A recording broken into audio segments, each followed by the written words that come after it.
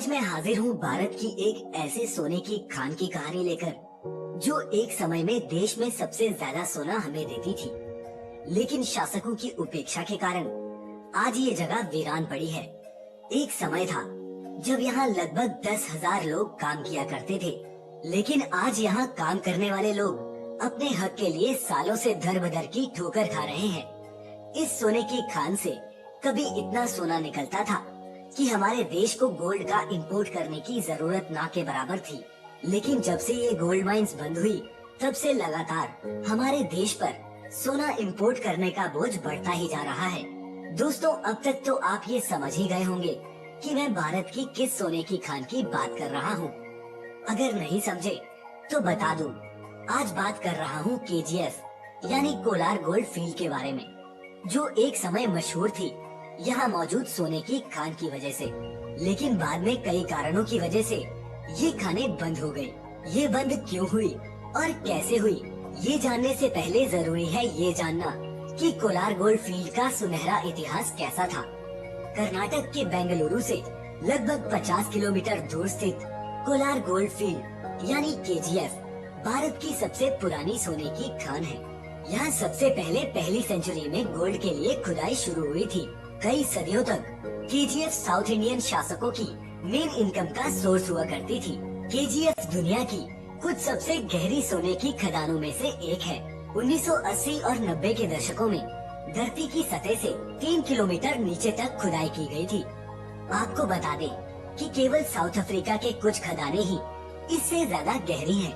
अंग्रेजों के शासन काल में ब्रिटिश लोगों ने कोलार गोल्ड फील्ड को लिटिल इंग्लैंड का नाम दिया था, क्योंकि यहाँ का क्लाइमेट ब्रिटेन की तरह ही है। 1880 में एक इंजीनियरिंग कंपनी को यहाँ से सोना निकालने का कॉन्ट्रैक्ट मिला। ये एक तरह से ब्रिटिश सरकार की आखिरी कोशिश थी, क्योंकि इससे पहले कई कंपनियां यहाँ से सोना निकालने में असफल साबित हुई थी। John Taylor and Sons engineering company को यहाँ सोना मिल गया और सोना मिलने के साथ ही कोलार के दिन बदलना शुरू हो गए। सन 1902 में इस शहर में बिजली आ गई थी और तब ये इस सुविधा को पाने वाले सबसे पहले एशियाई शहरों में से एक था। भारत की आजादी के बाद 1956 में KGF का राष्ट्रीयकरण हो गया। 1970 में BGML यानी भारतीय गोल्ड माइंस लिमिटेड ने इन खदानों का नियंत्रण अपने हाथों में ले लिया, लेकिन शुरुआत में सफलता पाने के बाद भारी भरकम स्टाफ सहित कई कारणों के चलते कंपनी का फायदा दिनों दिन घटता गया और 1989 आते आते स्थिति ये हो गई कि कंपनी कर्जदार हो गई। छटनी के जरिए स्टाफ की संख्या 8,800 से 3,500 कर दी गई, लेकिन स्टाफों की छटनी के बावजूद BGML की स्थिति में कोई सुधार नहीं आया और 2001 में सरकार ने BGML को पूर्ण रूप से बंद कर दिया। कर्मचारियों के कोलार छोड़ने के बाद करीब 13,000 एकड़ में फैला कोलार गोल्ड फील्ड किसी भूतहा कस्बे जैसा हो गया है। लेकिन दोस्तों, अभी भी कई एजेंसीज का ये मानना है कि KGF में अभी भी काफी सोना मौजूद है। इसीलिए वर्तमान केंद्र सरकार ने 2017 में BGML को फिर से स्टार्ट करने की घोषणा की है। इसके लिए सरकार ने टेंडर भी ओपन कर दिया है।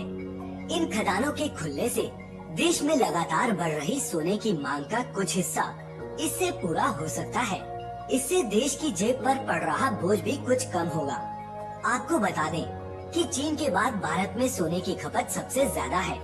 आपको ये जानकर हैरानी होगी कि 1905 में भारत सोने के उत्पादन के मामले में दुनिया में 6वीं पोजीशन पर था।